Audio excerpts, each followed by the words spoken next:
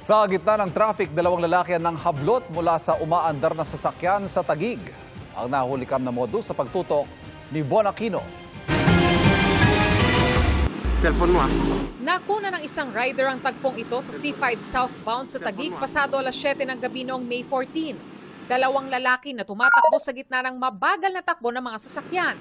Nang maabutan nila ang puting sasakyan, sumabit sa bintana ng passenger seat ang lalaki. Ipinasok ang kamay sa bintana at mabilis tumakas. Hinablot pala ng lalaki ang bag ng pasahero. Yung takbo lang nila po kasi mabagal pa eh. Tapos yun po nakita po namin na biglang bumilis yung takbo nila. Hindi naman po namin alam kung tatargetin po nila yung nakaputing sasakyan. Iniimbestigahan na ng Taguig Police ang insidente. Nagbabacktracking na rin sila ng mga kuha ng CCTV sa lugar para mahuli ang mga salarin. Yung Taguig PNP po ay nag-adjust ng deployment ng patrol doon po sa area. Mas dinagdagan po natin. And yung area po kung saan nangyari, nagdagdag po tayo ng personnel po doon. And as of this time po, iniimbestigahan po ngayon yung insidente. Nang sa ganun po ay ma-identify po natin itong mga suspects. Hinikayat ng Taguig Police ang mga biktima na magsumbong at maghain ng reklamo sa kanilang tanggapan. Habang hindi pa nauhuli ang mga salarin, paalala ng mga pulis sa mga motorista. Maging aware po tayo sa kapaligiran natin at yung mga bintana po ng sasakyan natin, huwag po natin bubuksan. Kasi kahit umaandar yan, may mga nakaabang po talaga. Para sa GMA Integrated News, Von Aquino, nakatutok, 24 oras. Duda si Pangulong Bongbong Marcos na may audio recording nga ang China ng usapan ng Chinese Embassy at ng isang mataas na opisyal ng Westcom hanggat hindi niya ito naririnig. May mga hakbang din daw na gagawin ng gobyerno sa utos ng China na arestuhin ang sino mang tatawid sa anilay maritime border nila. Nakatutok si Jonathan Andal. That kind of action would be completely unacceptable to the Philippines. Kinundina ni Pangulong Bongbong Marcos ang utos ng China na simula Enero 15, huhulihin nila ang mga banyagang tatawid sa kanilang boundary sa South China Sea. Hanggang 60 araw daw silang ide-detain ng walang paglilitis. May hakbang daw na gagawin ng gobyerno pero hindi na dinetalye ng Pangulo. I do not talk about operational details, so you will leave it to us. But the position that we take is that that is unacceptable, and we will take whatever measures to always protect our citizens. Sabi ng isang defense analyst, dapat maghain ulit ng diplomatic protest ang Pilipinas at hikayati ng mga kaalyadong bansa na maglayag sa West Philippine Sea. Talagang malakihan ho, isang maritime cooperative activity ho sa lobo mismo nung tinatawag ng mga Chino na 10-dash line nila. Tingnan ho natin kung mahuhuli ho nila yan. Ang grupo naman ng mga mangingisda sa Zambales hindi raw titigil sa pangingisda sa West Philippine Sea kahit pa may banta na manghuhuli ang China. Hanggat alam po namin na wala po tayong nilalabag, kaya patuloy pa rin po yung aming pangingisda dyan. Kung magagawa po ng ating pamahalaan na paigtingin yung pagpapatrolya sa lugar na yan at dagdagan pa yung ating mga nagpapatrolya. Kasabay nito, pinaiimbestigahan na ng Pangulo ang di umano'y pag-wiretap ng China sa usapan ng Chinese Embassy at isang mataas na opisyal ng AFP Westcom tungkol sa umano'y bagong kasunduan ng Pilipinas sa China sa West Philippine Sea. Pero duda ang Pangulo na mayroong audio recording ang China hanggat hindi raw niya ito naririnig ng personal. Mag-iimbestiga rin ng Senado kaugnay niyan kung saan kasama sa iimbitahan si Vice Admiral Alberto Carlos, Chinese Ambassador to the Philippines Wang Chilian at Consul General ng China. Bukas naman sisimulan na ng Kamara ang pagdinig sa umano'y gentleman's agreement ng nakaraang administrasyon sa gobyerno ng China. Para naman palakasin ang cybersecurity ng pamahalaan, gusto ng Pangulo na kumuha ng mga Pilipinong IT experts. Para sa GMA Integrated News, Jonathan Andal, nakatutok, 24 oras. Nakikipag-ugnayan na may-ari ng subdivision sa Las Piñas sa mga may-ari ng sasakyang nadaganan ng pader sa lugar noong gabi ng Biyernes. 3 sasakyan na nabagsakan at 4 na sakay ng mga ito ang sugatan.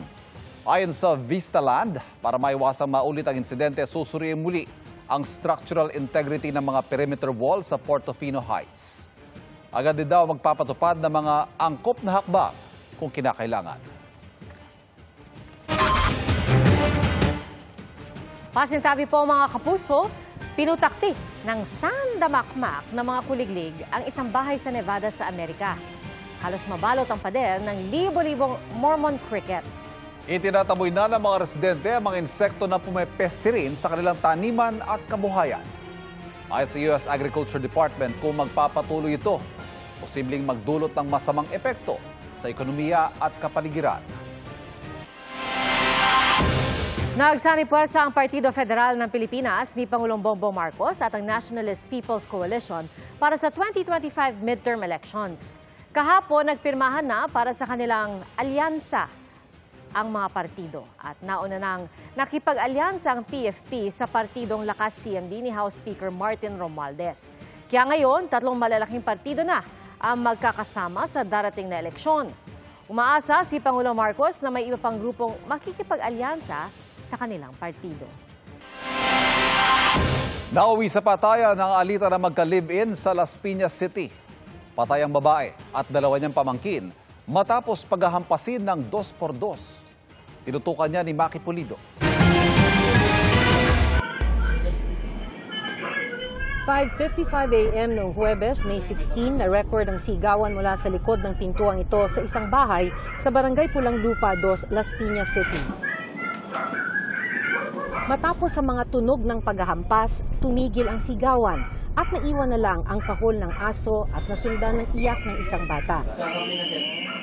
Suspetsa ng Las Piñas Police. Sa mga sandaling ito, pinatay ng suspect ang kanyang live-in partner at 2 pamangkin ng kanyang partner na edad 19 at 11 years old.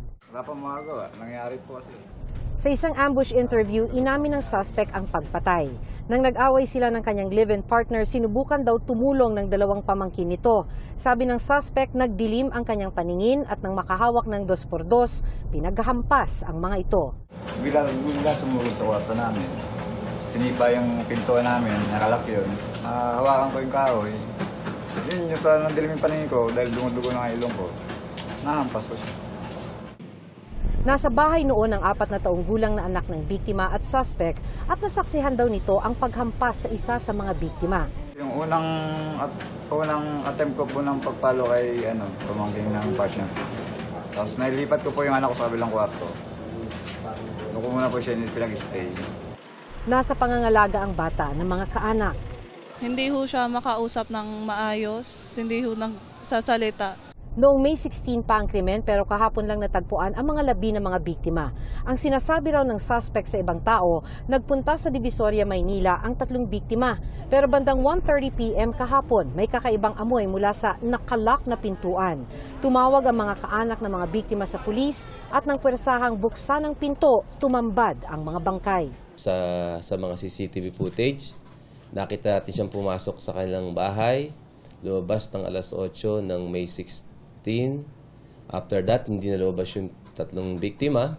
Ilang oras matapos matagpuan ng mga bangkay, na aresto ang suspect sa Las Piñas City. Na-inquest na siya sa kasong 3 counts of murder. Para sa GMA Integrated News, Maki Pulido, nakatutok, 24 oras. Mga kapuso, patuloy na tumutok sa mga balita. Mag-subscribe sa GMA Integrated News sa YouTube.